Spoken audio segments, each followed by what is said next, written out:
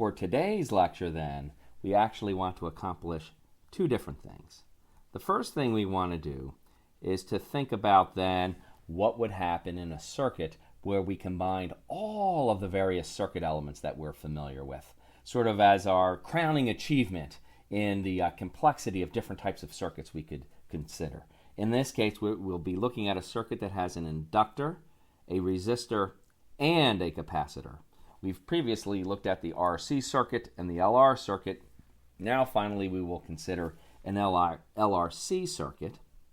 The second new thing we are going to do is we are going to think about what happens when we don't have a standard sort of constant or direct current, a DC voltage source, but now we're going to consider an AC, alternating current voltage source. So a LRC circuit with an AC voltage source. Now, here then is what our circuit will look like. We will have this AC circuit source, and the usual symbol for this, it acts like a voltage, right? There's an ideal EMF associated with it, but that EMF, as we are about to see, is actually a function of time. The type of function which it is some kind of sinusoidal or cosinusoidal function, so the symbol usually has a little sine wave drawn in the middle of it. We will have that sinusoidal EMF as our AC voltage source, and then we're going to have all of the various circuit elements we wanted to consider. There's going to be an inductor here, a resistor, followed then in series by a capacitor, where each of these circuit elements will have the corresponding values of L for the inductance, R for the resistance, and C then for the capacitance. Now, this specifies everything, except we haven't specified quite yet what the value of this EMF is.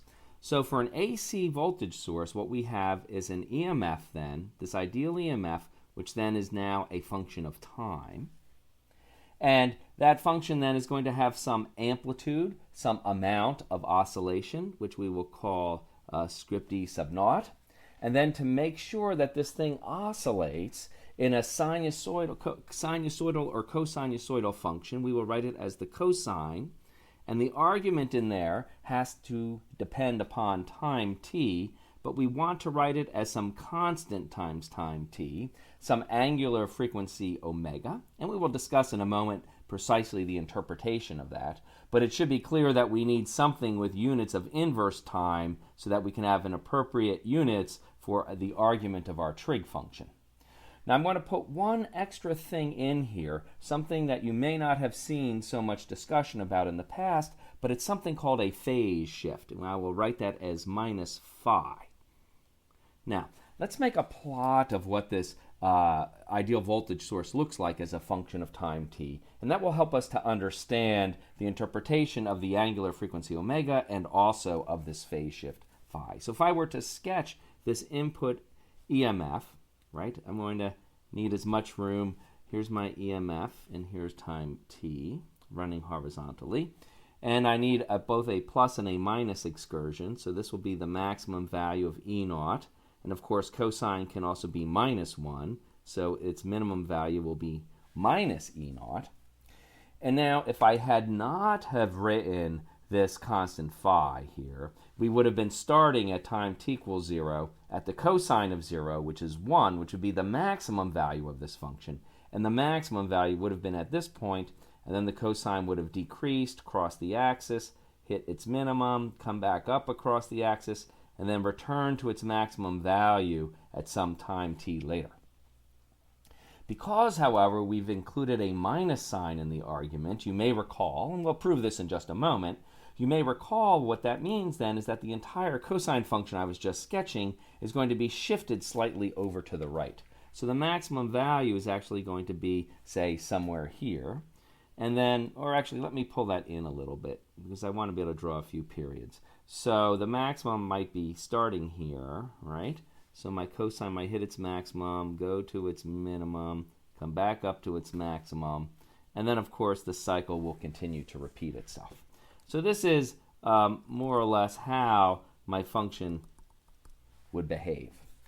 Let's now consider the times at which we actually do hit these maximum values.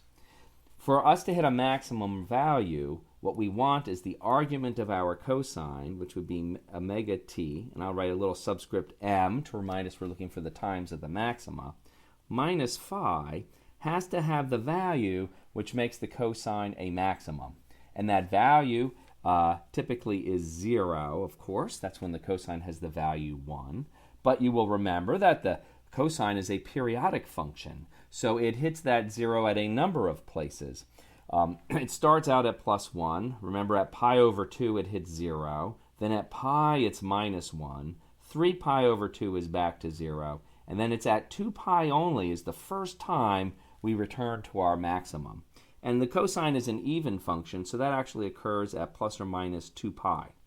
But that's not the only place, of course. On the cosine wave, we can continue further, plus or minus 4 pi. Any multiple of 2 pi, in fact, will give us a maximum. If we then solve this equation, we can actually determine the times of these maxima. To solve this equation, we pick any one of these particular values. Maybe I'll start with the 0 value. And then to solve, we move phi to the other side of the equation where it appears with a plus sign, and then we have to divide by omega in order to solve for time t. So the first maximum occurs here then at phi over omega. The next time we would hit a maximum would be when I solve the equation for the next set of values. So once again, I would have, I move phi to this side, so I'll have phi plus or minus 2 pi, divide by omega. When I divide phi by omega, I still get phi over omega, but then I now have plus or minus the additional factor, 2 pi over omega, and so forth for each of the subsequent terms. Now, here's what we notice. The first thing is that this first maximum that we were talking about does occur at some slightly positive value. This time for this first maximum, T max, is this phase shift phi divided by omega. It just pushes the first appearance of the maximum to sometime after 0. And then we continue for a certain period of time until we come back to our maximum, and we can see that that period of time to the first maximum is where we go from this value, right, phi over omega, to a value that's further ahead in time by the amount 2 pi over omega, and then again at 6 pi over omega. So this distance here, this amount of time between the maxima, is typically called the period, which we denote by capital T, and we can see the value of the period then for the oscillation is 2 pi over omega. So now we understand what omega is. We could actually solve this for omega if we wanted to write it the other way.